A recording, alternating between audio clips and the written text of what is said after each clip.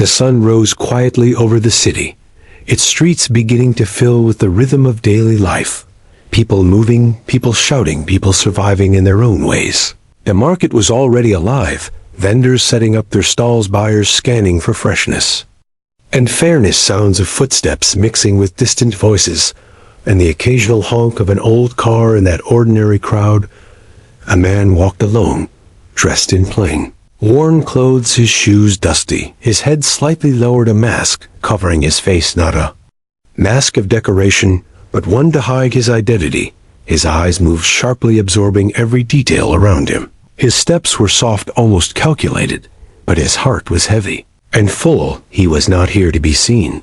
He was here to see. This man was no stranger to the people, yet no one recognized him.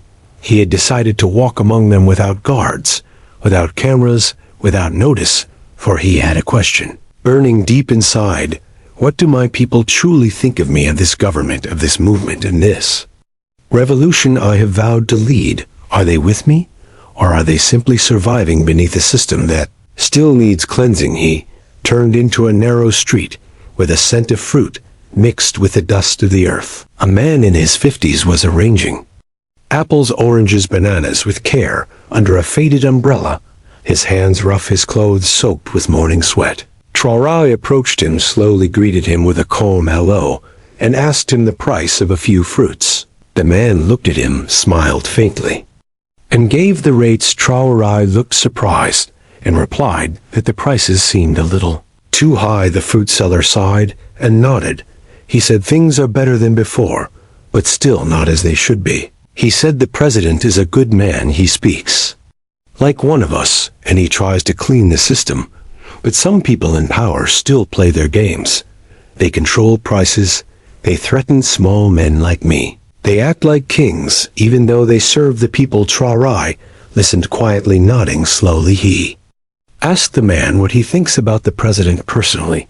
The fruit seller smiled again and said, "I like him. I think he is honest, but honesty alone cannot fight corruption. We need action. We need daily fairness. We need our leaders to see us not from behind walls, but from these same dusty streets." And then he laughed and added, "But of course, how would a man like him walk these streets? He is busy ruling the country." Traore thanked him, bought a few fruits, and walked away slowly. Every word burned into his mind. His heart felt both pride and pain.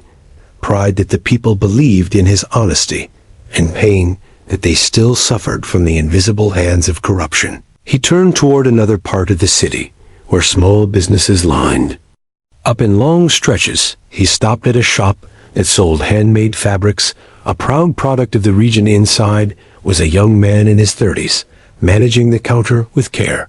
Traore greeted him and asked about the fabrics and their prices. The man welcomed him and explained everything passionately. He spoke of how local production had increased, how more people were employed, and how the president's policies had helped boost village economies. Then he paused and said, "But we still have challenges, sir. The roads are not enough. The taxes still scare small producers, and sometimes the middlemen eat all the profit. We need stronger local protections and better support.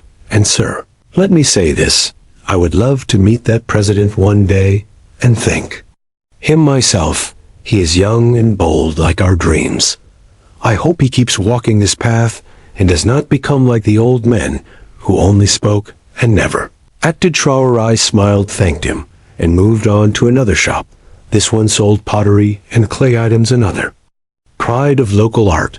The woman managing the shop was in her 40s, sharp eyes and sharp mind. She told him that the local clay business had grown. She said the people feel proud again to see their culture supported. She mentioned that the president's emphasis on cultural revival was a blessing for artists and villagers alike. She too had something to say. She said, "But we also need to remember that talk is not enough. We need leaders to hold the corrupt accountable. We need justice for the poor. We need those who exploit to be exposed and punished." Traore listened carefully, again took mental notes, and moved on every conversation, added layers to his understanding of what was working and what was still broken in the system. Then came the moment he had feared and expected a narrow, shady street with a shiny glass shop filled with packaged goods, imported and local, all mixed under false labels. The place was run by a loud man dressed in gold chains, wearing flashy rings and perfume. That battled the scent of truth. Traore entered and asked about a few items. The man gave him ridiculous prices. Traore asked why the prices were so high, and the man responded, arrogantly, that he can charge whatever he wants, the president is not here to control us. We are businessmen, not slaves. Traore kept asking. He asked why the quality was poor, why the labels were fake, why he was cheating his own people. The man grew angry and said, "Who are you to question me? You are not the government.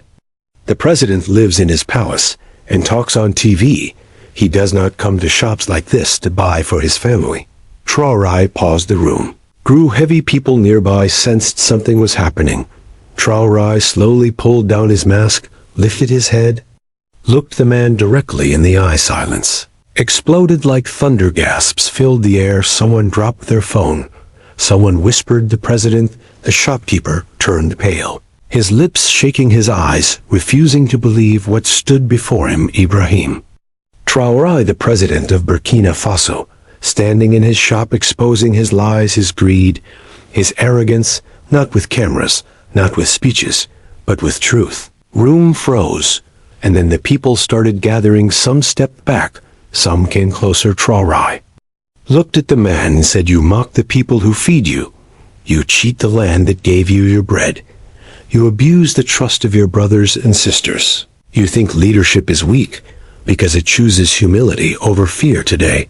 I am here not as your ruler but as your mirror, and I do not like what I see."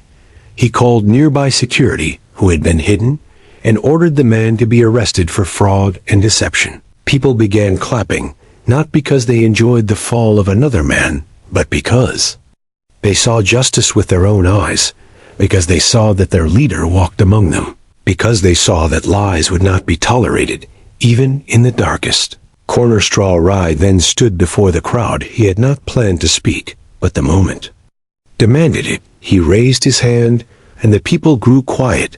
He looked around and began in a voice filled with fire and pain and love. He said, "I came today not to be seen, but to see. I came not to be served, but to serve. I wore this mask not to hide, but to reveal, because sometimes truth only comes when pride is hidden. I have heard you. I have seen your strength. I have tasted your pain, and I will not sit on a chair of comfort while my people sit on thorns of injustice. We have walked along road together, but there are still stones to remove and shadows to clear. We cannot build a free nation with the bricks of greed and corruption. We cannot sing of revolution while dancing with thieves today. I saw honesty in the hands of a fruit seller. I saw hope in the voice of a potter. I saw wisdom in the words of a shopkeeper, and I saw betrayal in the eyes of a liar." He paused, looked around again, and said, "The world may watch us as a poor nation, but they do not know the wealth of our spirit. They do not know the fire of our youth, the courage of our women, the strength of our farmers, and the wisdom of our elders. We are not weak, we are wounded, and we are healing, but that healing will not happen if we protect the disease, if we reward the liar, if we feed the beast of corruption. I promise you this, I will keep walking. I will keep listening, and I will keep fighting, not for power, but for purpose, not for fame, but for freedom, and not for history, but for hope." The crowd erupted in applause. The clip was captured by dozens of phones, and within hours, it spread across social media, across Africa, across the world. People watched in disbelief as a president walked unguarded through markets, as he exposed corruption, not with laws but with presence, as he reminded the world what leadership looks like, not in palaces, but in the hearts of the people, not behind podiums, but in the dust of the streets. The speech was played on global news channels. The world praised the courage, the humility, and the raw honesty of a man who refused to rule from above, but chose to walk with his people.